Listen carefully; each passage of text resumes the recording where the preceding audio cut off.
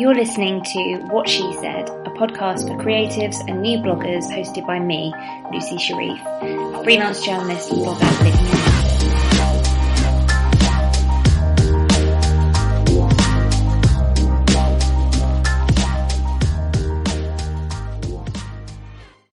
So today's episode, I'm interviewing one of my favourite writers, Brenna, who runs the blog This Battered Suitcase. She's such an amazing travel writer.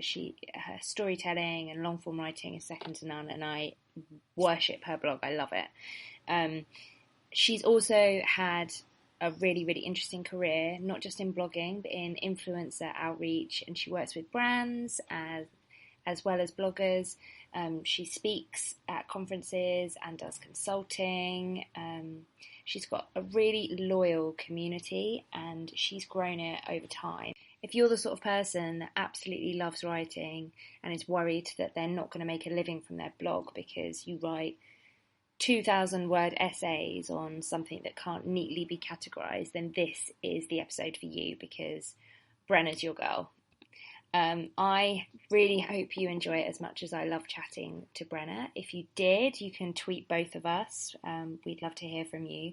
And please think about leaving a review for the episode, because leaving a review is like gold dust to me. It means that other people can find the podcast, and it's just a big old ego boost, really, let's face it. So enjoy. Hi, Brenna. Hello. Thank you so much for being part of the podcast. Do you want to just go ahead and introduce yourself to anybody that doesn't know who you are, and talk about your blogging journey, how you came to where you are now?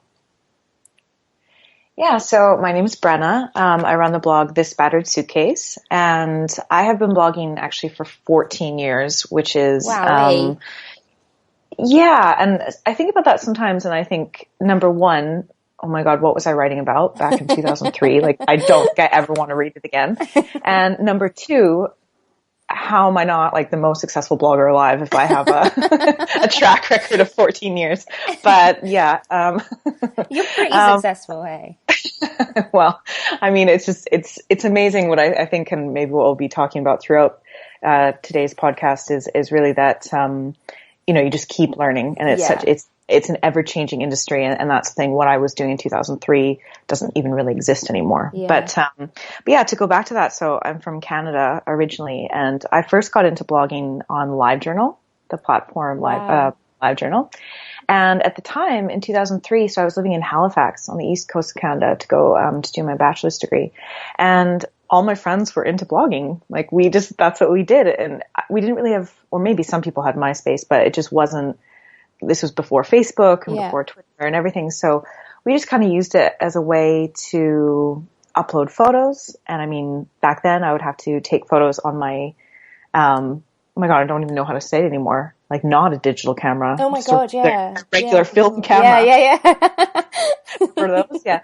And then get the pictures developed, and then take them home, then scan them, upload them to PhotoBucket, and then put them onto my blog that way. So I just want to point out at this stage that Brenna is not actually a 70-year-old woman. You're younger than I am. Thank you for pointing that out. You just did it all young. Yeah. Well, I was 19 at the time. So yeah. There you go. And then, so yeah, I started doing this and just writing and just really having fun with it and really enjoying it. And I kind of grew a little audience that way, it started off as friends, and then I don't even really know how I kind of forget how we used to find each other on LiveJournal, and people would follow along. See, then in 2006, I went backpacking around Europe. And at that point, so I was still using that LiveJournal to record that trip and really talk about the trip. There weren't any photos uploaded, so it was just text, just paragraphs of like, hey, I'm in Switzerland or whatever. But it's, it's a fun thing to look back. Like diary style. Yeah. And just look back. And then I lived in Europe for a little while, and I still was blogging this whole time. And then I moved to Japan in 2008, continued blogging. And I think in 2008 is actually when I registered the name This Battered Suitcase, and then I kind of made the switch to Blogspot. I also traveled for 2 years in between. through Southeast Asia and India, Australia, and then to Central and South America. So that took up 2 years. And then that was really when I was blogging a lot, and, it had become much easier. Yeah. And it was around this time that I got social media. I think I got social media in 2012. I was a little bit late to the game with that. But then 2013, I made the switch to WordPress. And it was also in 2013 that I was like, oh, wait a second. So you mean what I've been doing for 10 years is actually a huge industry, and people are making tons of money and being sent on press trips. Like, I had no idea. I was just happily, blissfully in my little bubble of writing and posting pictures. And I didn't even know about Google Analytics, or I didn't even know how people were coming to my site. I just enjoyed it and didn't really look at, like, I had no way of tracking that. And I noticed that I was getting more comments, but I didn't really, I just didn't really put two and two together. And then I started to look at the stats and was like, wait a second. Like, there are quite a, at that time it felt like a lot of people. It wasn't just my friends coming to my blog. So what made you, sorry to jump in, what made you decide, oh, hey, you know what, I'm actually going to track, I'm curious, I'm going to start tracking my stats? It actually was because I went to my very first travel blogging conference. Was it TBEX? Yes, it was TBEX in Toronto in 2013. And I showed up and I felt like I should be sort of a veteran of blogging, because I've been doing this for 10 years. But in actuality, I was seen as a complete newbie, and people were dismissing me. And actually, that was a tough conference for me, because I remember you wrote a post about it. It was really, really interesting, because I felt exactly the same at my first TBEX, which was only 2014. So, which is crazy, because... Yeah, and we can talk about this further on, but I find, and I don't mean to at all knock TBEX or anything directly, it's just, I think walking into your first conference of any kind can feel extremely overwhelming. And if you just don't meet the right people, the best thing you can do is to meet other, beginner bloggers. And what I should have done is reached out to people on social media first, and kind of knew a few people. Instead, I walked into this conference of 1,000 people or whatever it was, and I didn't know anybody. And I was listening in on these talks, and people were saying, oh, this is how you monetize, and we won't work with anybody unless they have this many thousand followers. And I was just sitting there thinking, like, what? But I have a solid audience. Maybe it's small, but so it's a little bit frustrating. And then that's when I realized, like, oh, maybe I should kind of look at some of these things. But to be honest, even since then, I've gone to God knows how many travel blogging conferences since. I've been to 5 TBEXs now. I still don't really care about that stuff, because in my heart, I don't believe that should be the core of my blog personally. I completely understand other people who blog and got into blogging to make money and really want to run a business, but that's never, I think, because I started so long ago, it's just a part of who I am. Yeah. And if I can kind of change it so that it does become a business, and it is, but that it one day is, solely the way that I make money and everything, like, great, but that's not my aim. So it was interesting. Like, in 2013, then I moved to London and I began a master's degree, and it just so happens, I think, that sort of coincided with, my writing got better, and I was, producing better content, I believe. And then my social media started to grow. And then, by the next year, again, I didn't really use any of these tactics. I just really focused on producing the best content I could. I wasn't, using shady social media tactics or anything. I just really focused on the content, and then it did start to grow. And then, and you already had a good audience as well, I guess. Yeah, a good engaged audience. Yeah. So it wasn't like building it from scratch. No, exactly. I had all those years and a really solid community already. So that was great. But then being in London, I did go to a lot more travel blogging events and connected with a lot of other travel bloggers and people in the industry. So I slowly started to learn these things and pick up a lot of it as I went. So now, 4 years later, I do feel a lot more confident, and I know a lot more about blogging, and I know the tactics I should be using. I don't necessarily use them, but I know what I should be doing in order to grow my blog. But so it's been a really long journey, and I've been sort of traveling throughout, and but it's exactly the journey that I wanted to take, because I'm so glad that I didn't start a blog thinking, I'm going to be the biggest blogger out there and I'm going to, be a business. And I speak to, and I hear from new bloggers a lot, and they say, I just don't get it. I've been doing this for 6 months, or I've been doing this for I don't have followers, or I'm not being offered press trips. And I think, all right, well, I've been 14 years. Like, it takes time. And that's the number one thing, with blogging, nobody's journey is the same. Nobody will be able to use the same tactics, exact same tactics as somebody else and see the same growth or success. Everyone's story is going to be different, and it's going to take time and effort and tons of money and hours. And, I think that's why a lot of people try to really get into this industry, but you see the people who succeed in it are the ones who stick around. Yeah, definitely. I've taken a different route in that technically, yes, I make all of my money. My entire living comes from the fact that I'm a travel blogger. Yeah. However, I've done it differently. I don't have ads on my blog. I just made $4 this week on Amazon affiliates, so I realized I could buy myself gin and tonic later. Do you know what? So it's yay. actually so really hard to do that, so you should be bloody proud. Amazon affiliates are tight as arseholes. So. Yeah. So I earned very little, and I know I need to get more into affiliates, but even then, I don't want to have each blog post be full of affiliates and stuff, because again, that's just not my style. And my blogging style has always been, I just want to write whatever I want to write. And sorry, I just suddenly realized, and can I swear in this podcast? Oh yeah. No, it's fine. That's absolutely fine. Because I swear so much when I was speaking, and I was about to say, I just want to write whatever the fuck I want to write. And I thought, absolutely. Oh God, what this is like television or something, and I'm going to get fined for it. It'll have an explicit tag on it. Oh no. No, it's fine. You go for it. I should. Okay, thank you. But it's true. I just want to write what I want to write, and that's the thing is. And I was just talking to one of my favorite bloggers, one of my closest friends, Onika from Onika the Traveler. We talk every day, actually, about blogging and life and other things. And actually just this morning we were saying to each other, like, why is it that when we need to write a post about something, let's say we do a press trip, or if we've been asked to write for another site, we just sit there and think like, I don't really know what to say. But then when we want to write, I can write 6,000, 8,000 words about something else that I'm passionate about. And so it's, for me, that's why I don't want to take a lot of press trips, and I don't want to have a lot of traditional partnerships in that way.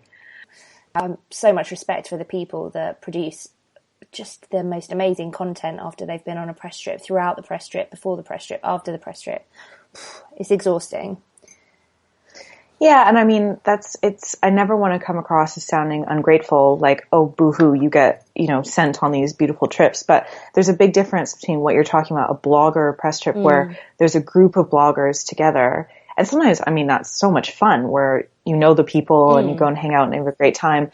But then I am also aware that all 5 of us, whatever, are going to be potentially writing the same content. Yeah. And so now I've tried to gear any trips more that they're independent trips. Yeah. So I work directly with the tourism board or a company, whatever it may be. And then I kind of can cater the trip a little bit more. So, for example, I went to Scotland in March with Visit Britain. And they kind of just gave me a budget. Yeah. And, Visit Britain with Expedia, and they gave me a budget. And that was really nice then to do that, because I could plan the trip myself and then, create the content after. And that was the ideal way. So, I mean, I still will take those blogger trips, but not with the same regularity that I used to, just because I realize, it's also not fair then for the tourism board or whoever who's sending me, because I don't feel that I'm producing my best content sometimes. I think they get a good deal out of it as well when they have a bespoke trip, because the content that you produce, like you say, it's going to be bespoke. It's going to be way more interesting. Mm-hmm. Yeah. I'd love to go back to which I think is probably one of the lessons that you have learned in blogging, when you were talking about the first TVEX that you went, when you were, really established, and you were already, you knew your voice, you already had a blog, you already had a community, but coming into that and actually being a small fish in a big pond almost, what was the main lesson you learned out of that? Because obviously afterwards, that's when you started tracking your blog stats and et cetera, becoming more, I say professional in air quotes. Yeah. You know what I mean, right? Yeah, I don't know if I'm ever going to be professional, sadly, but in any aspect of my life.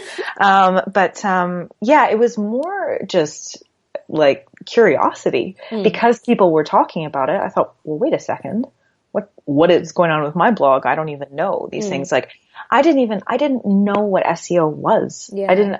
I just didn't get it. And when I look back, and this is where I kind of kick myself a little bit, that I'd written so much content already on my blog, but had just not optimized it at all for Google because I would write a cute, fun, rhyming title or something like that just because I thought it was good, instead of thinking, well, what are the SEO benefits? Again, I'm glad that I took that journey because it did teach me, and I'm glad that I was sort of very naive in a lot of what I was doing in those early days, because it was more enjoyable and I didn't stress out too much. I could just worry about building this community. But, I think my first conference, it was just more curiosity, and it was interesting to see what other people were doing and sort of where I stood. And then that conference was really good in that it opened, my eyes to the industry and kind of introduced me to some ideas that were happening. So I felt a little bit more prepared than when I did start to get offers, trips, or, I didn't even really understand what sponsored posts were. Yeah. Like, I didn't understand. I was like, why do they, because I didn't know about SEO. I was like, why do they care about my links? Like, now there's so much information, almost, I would say too much information about blogging online. I've thrown my, me too, but as well. But I know what you mean. There's a lot of noise out there, I think. Yeah, absolutely. But when I was starting, 2012, even 2013, there wasn't that much information. So I didn't know a lot of what was going on. So I think that conference was really great in that regard. And it also introduced me to a couple people, a couple bloggers who then kind of connected me with people in London.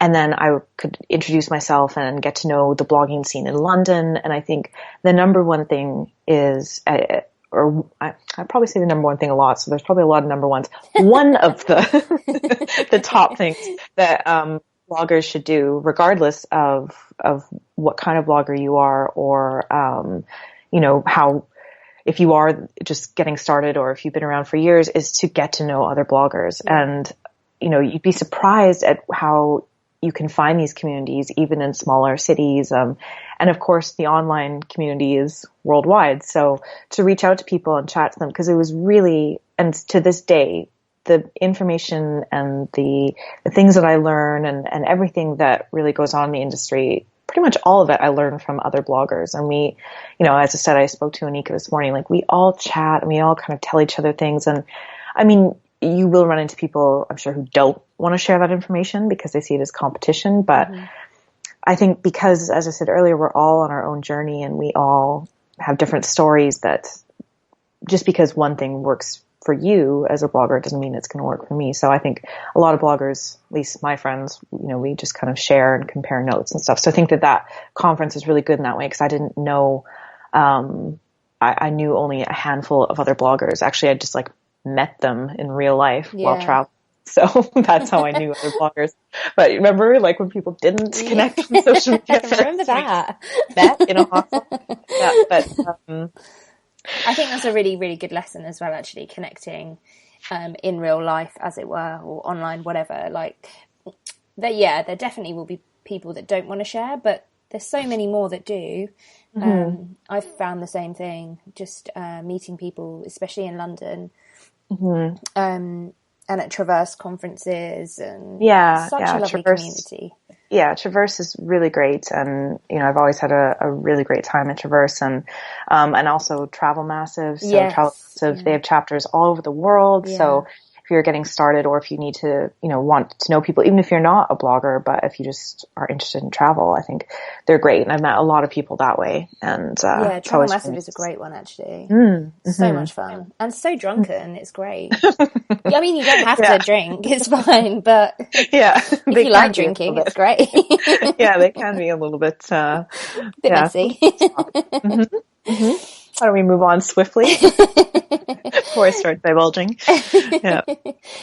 One of the things that I've always really admired about you is the way, if anybody who is listening doesn't already know Brenna's blog, This Battered Suitcase, is that although you're a travel blogger, I don't think you would ever find an itinerary or a budget guide necessarily on your blog. You're more likely to find an amazing story about the colours of a place that you've been, or someone you fell in love with there, or I don't know, like the storytelling aspect, I think, is really what sets you apart from other bloggers. Not that, the itineraries, we all need itineraries. I need them too, but your thing is definitely, your voice is very, very defined. And I wondered if that ever felt vulnerable for you, sharing your stories from such a personal level, because you do write quite a lot about falling in love and heartbreak, and a lot about your feelings around a certain country. I think, again, first of all, thank you. That's very, very kind for you to say. That's really nice. And I think, that's what's been interesting about my blog, that it doesn't really have a lot of those itineraries or budget guides. I have one or two of them, but, it's more when a lot of people have emailed me that I think, okay, I guess I should do this, and I should put, and I, once in a while, like writing a guide like that, but I would much rather write, as you're saying, a story, or, tell something about, somebody I fell in love with, or, and I think, again, it goes back to that, even though I can see how many people are reading my work and stuff and reading my blog, for some reason when I write, I think because I'm reminded of being 19 and sitting on my couch in Halifax and just writing because it felt good and because I liked it. I don't feel vulnerable. In fact, I feel like it does almost the opposite for me. It makes me feel empowered and, like it feels, I don't want to say cathartic because, oh God, that's quite a cliche, isn't it? Like for me to, that's what I was thinking in my head. And, it is cathartic. But it is. I mean, it's not like I just love doing it. So for me, I love when I put together a story, when I can sort of put it down in words, and it does kind of crack me up sometimes when I write these, these very romantic stories. And I think, I wonder what the guy would actually think if he read this. He'd be like, that is not how that went down. Like, like you were thinking that the whole time? Oh my God. Like I just wanted to make out on a beach or something. So, and here I am like crafting some big, anyway, but there is a little bit of poetic license. I'm going to throw that out there, that I have, slightly embellish some of what goes on, or I changed the locations and people's identities so that it's not too obvious. I do, because otherwise I just would never want, I mean, it might be kind of, my friends might know who I'm talking about, but I think just for their privacy, because again, maybe it's just some dude I made out with on a beach in Thailand. Maybe he doesn't want, 20,000, 30,000, whatever, how many thousands people are going to read the blog post in that month. So I'm like, all right. So I do change a little bit, but, it does just feel, I just enjoy writing so much. So it doesn't feel, and even though, again, I know how many people are going to read my blog in a given month, it's still, that number is, it's bizarre to me. Like that number doesn't make sense to me. Yeah. For me, it's still just the community that I can think of, or the people that comment. Like I don't know. It's really, there's sort of a disconnect. Like the number just seems like a number. And that's why I've never worried about the stats, because at the end of the day, and actually I was speaking to somebody last night about blogging, and she said, oh, I want more readers and stuff like that. And I said, yeah, absolutely. Like you need, if you want to turn your blog into a business, then of course the numbers and the visitors are going to make a difference, but you need to get into it because you just love doing it, because you probably won't see any return for a year or even 2 years or at least, 14 years. So, so it's just, I don't know. I love writing, and it feels really good to me. And I try to write in some regard in every day. So, I think you can tell that. Yeah. And when you say, when you moved to London and content you were really honing your content and it got a lot better, etc., etc. And that's obviously something you're really proud of, even though, yeah, you can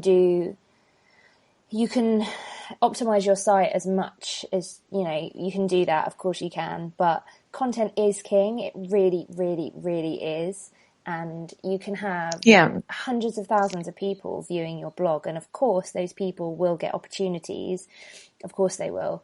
But if your content is a pile of crap, those opportunities will run out really quickly. And they won't be the sort of opportunities that, you know, have any substance realistically. And you can,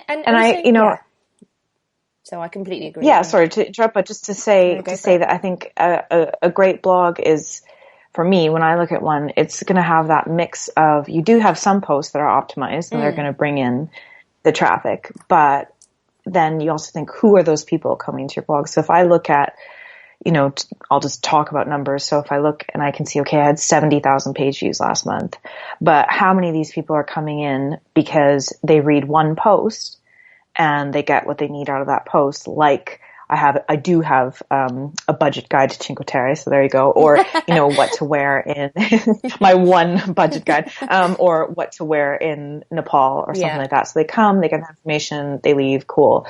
But what about the people who are coming because they wanted to read when I wrote a series called My Month Without Alcohol and Men, my two big spices, as it were.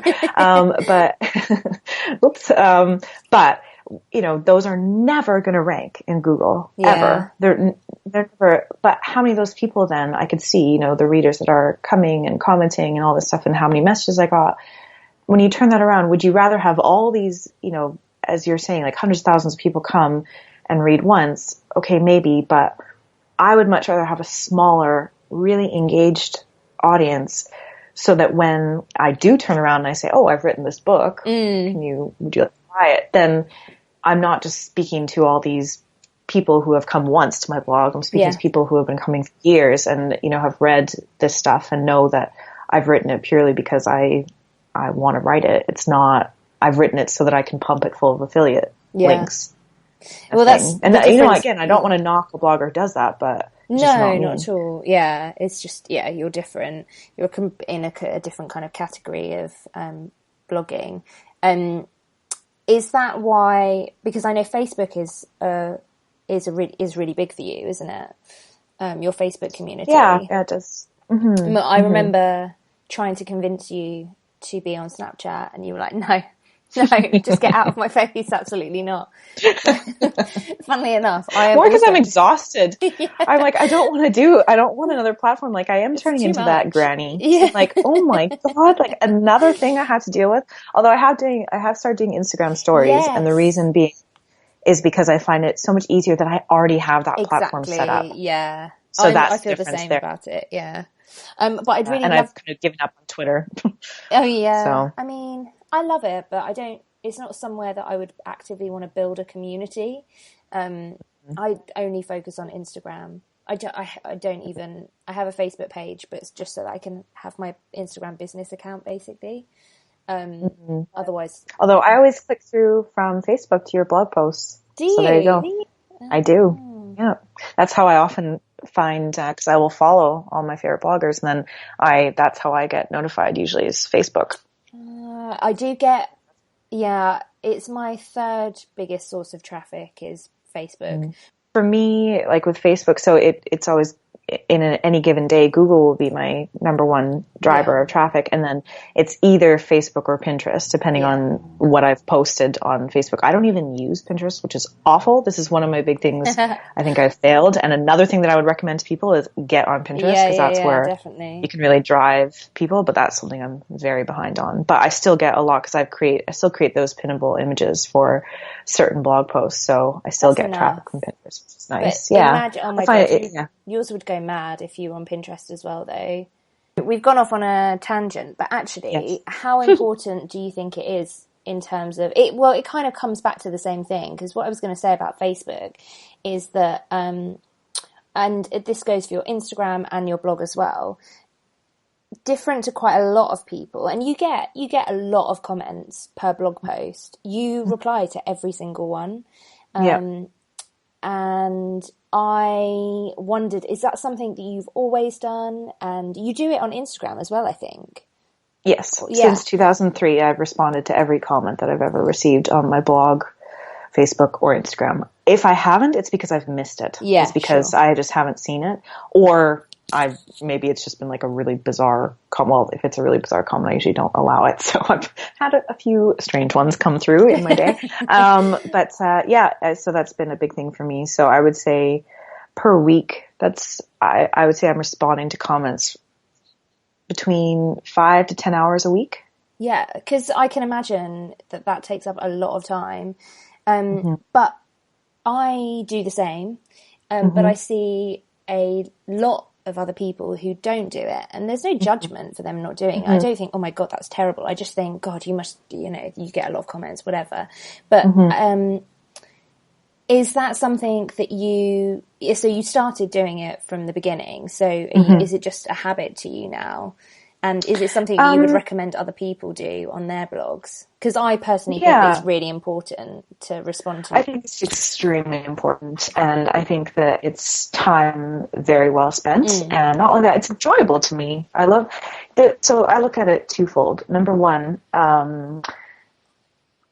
how do you expect to cultivate a community? And how do you expect to have people want to follow you and want to keep commenting and want to stay engaged if they know that if they comment, you're never going to respond? And I understand, there are some bloggers that just get insane amount of comments, and I get that. But even then, if you get that many comments, then I know it sounds awful, but maybe there are ways, you can hire a VA or something just to even write thank you or something. But I feel it's so important to do that, to cultivate a good engaged community and to create that loyalty and just to be, then kind of going to the second point, I want to respond. If somebody has taken the time, like I get some amazing, really insightful, sometimes really heartbreaking comments on my post where people have also shared their stories.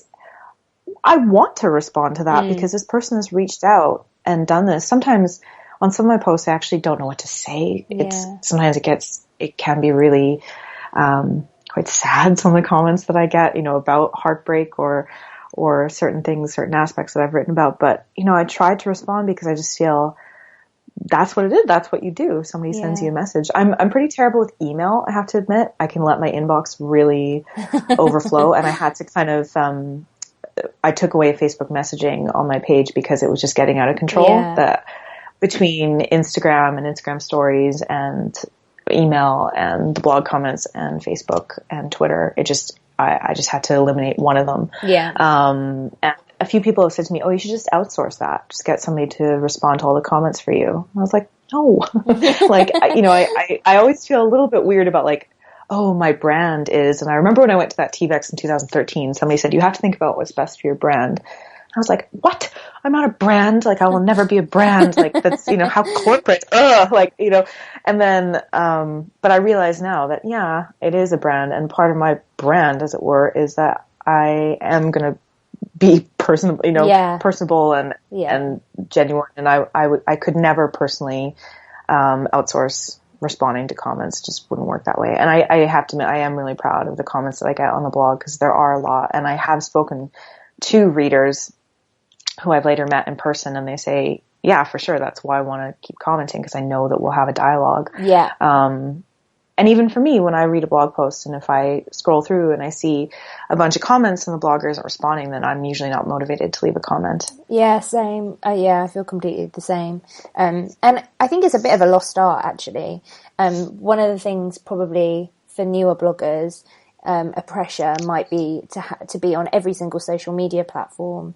And then maybe that means that they're not actually spending enough time cultivating a community.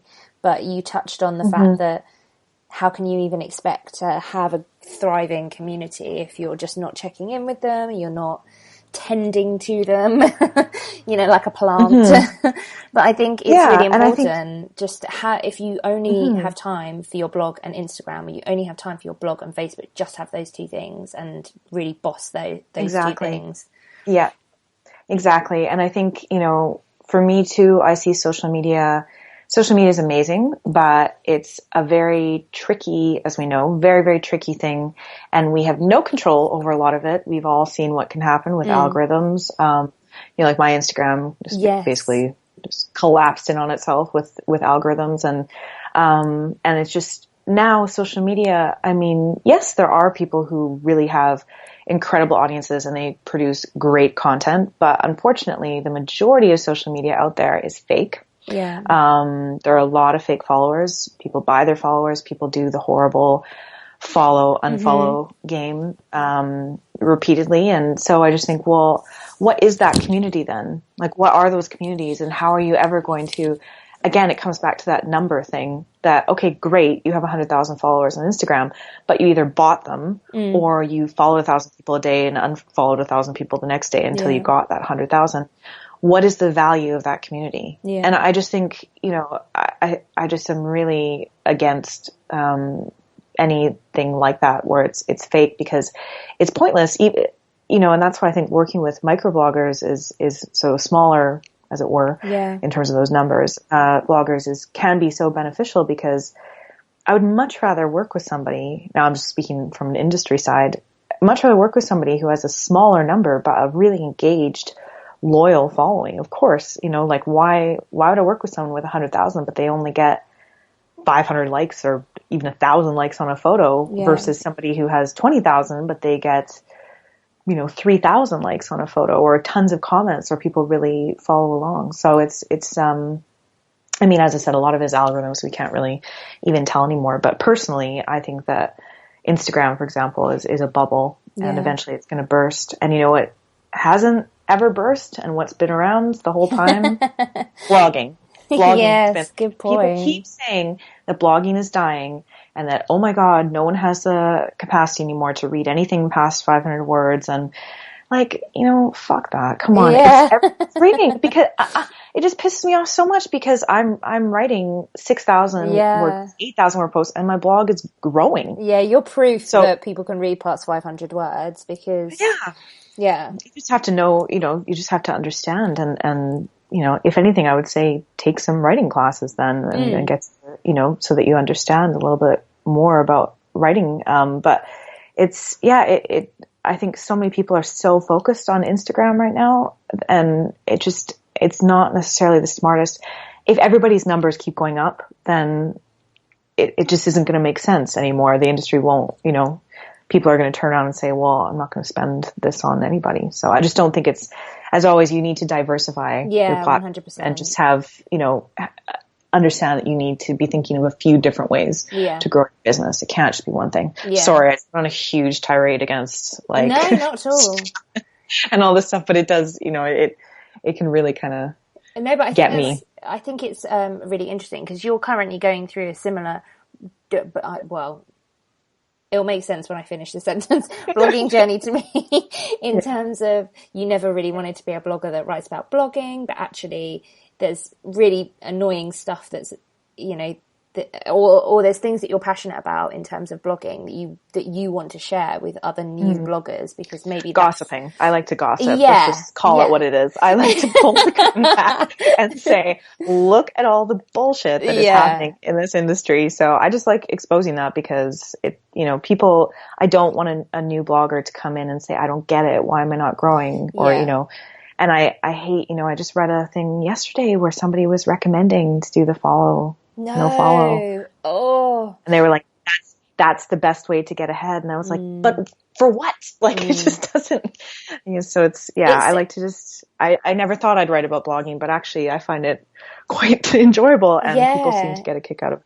So. And I think it's really nice and if anyone hasn't read Brenna's post on it, you've got some brilliant ones, everything you know about Facebook and Instagram. The Instagram post was absolutely brilliant because you were so bang on. Oh, thank you. And and introduced me to Social Blade, which I've lost many hours. Social Blade is amazing. Oh my God, it's so good. I know. And You've got a unique kind of perspective as well, because you've worked on the other side in kind of influencer outreach and working with brands and consulting, etc., etc. Big brands like Expedia. So you know what to look for in a blogger and what brands are looking for in a blogger, what they actually are looking for in a blogger when they work for them. So for any new bloggers out there, they should really go and read your posts, because and I do give a lot of talks now, and I have been getting more into that consultancy and working with not only DMOs or tourism boards, destination marketing organizations, just in case anyone doesn't know, because I didn't know what a DMO was a few years ago. I think I only found out like last year. I actually, now that I say it out loud, I'm like, oh my God, is that actually what it is? Did I say that correctly? Yes, well, it is. Okay. You're just so used to hearing certain things, and you're like, what does that actually stand for? But yeah, so I have now been working, and what's really interesting is more and more I am telling people about all these things, and people, I hear from bloggers all the time, like, oh, but what does it matter? Tourism boards and brands, they just want the numbers. And it's like, more and more of them are wising up to what's going on, and that a lot of it is fake. So more and more of them actually are, aware, and they want to work with authentic people, and they'd rather have those loyal followings. So I'm glad that more people on the other side, because I have now worked in the industry for almost 4 years. So, I can see the shift that people are seeing. Like, I don't care if this person has 100,000, their engagement is terrible, or they don't have any comments on this, or, That's so, it is. I'm hoping little, DMO by DMO, we can. Yeah, but I think the conversation is changing, isn't it? You can tell it's out there at the moment that people are talking more about authenticity in blogging, and it's all you can say. Like, I feel like now we're talking all about all the negative stuff, when actually blogging is so fantastic. And I really think that, sticking with being genuine, being authentic, and as you said, creating amazing content, because content will win at the end of the day, and it will be around. Unlike social media, it disappears and it, drops out of people's feeds. If you write a really great story, that can be seen by people for, well, I'll say forever, for the length of the internet, however long, whenever the apocalypse happens, I don't know. But, that's what's really amazing about blogging, and that it's such a great community. And if you do it, I think if you focus on those numbers too much, and if you really compare yourself to too many other people, it just is going to drive you mad, and I think you just need to stick to what you love. As you said, focus on the blog and the other, another platform or two that you really, really love, and try not to feel too much pressure. And, the only person you should really be comparing yourself to is yourself. It sounds cheesy, but no, it's true. When I write down, like, oh, what would be my goals? I mean, I've done it once or twice. I don't do it very often. What would be my goals for my blog? Well, because it's just, I don't really like to, again, look at the numbers. But I only look at myself. If I go and look at another blogger who is on a completely different trajectory and is, is a lot more successful, I can tell, like, they have much higher stats. And I say, oh, why am I not like her? Then it's like, that doesn't make sense, because we've had a different storyline, and she's really good at one thing. Maybe I'm really good at something else. You can't compare yourself in that way. You have to just, focus on yourself and focus on what you're doing. And at the end of the day, you have to love it. You have to love what you're doing, because if you don't like it, then why are you doing it? You have to get into it because you just love doing it. If further down the road, you can start to, turn more into a air quote professional travel blogger and start to get things out of it, then that's fantastic. But I think, you need to think about it and realize that you may never make any money out of it or get anything out of it. And if you're okay with that, then start doing it. So for all of the listeners, so me, my mum, my in-laws. That's how everything starts. That's how my live journal, that was actually called Boogie Two Shoes. Amazing. My initial, I kid you not, That was my first name on the internet. Thanks for listening to What She Said. Google it. And if you like this episode or any of the other episodes, please think about giving me a lovely rating on iTunes. I really appreciate Anybody it. out there? If you want to connect with me, head over to my blog, wanderloose.com, or hit me up on Twitter, Instagram, or Pinterest, where I'm don't at look up wanderloose. How embarrassing. So it's thisbatteredsuitcase.com, and on both Facebook and Instagram, it's This Battered Suitcase as well. On Twitter, it's actually Suitcase Brenna, because unfortunately This Battered Suitcase is too long of a handle. But on the blog, what am I working on right now? I have a few things in the pipeline. I'm actually trying to figure out a new redesign, which is like being in exciting. Dante's Inferno. It's so... So painful. Oh my God. It really is. I'm just so expensive. But, so I'm just going to be putting out this month a few more stories. I'm looking to do a new series as well. I really love kind of doing series of things. So, just more long form writing, I'm going to do a couple more posts about blogging coming up. And then I'm actually taking off. I'm going to Africa for 6 weeks. Of course.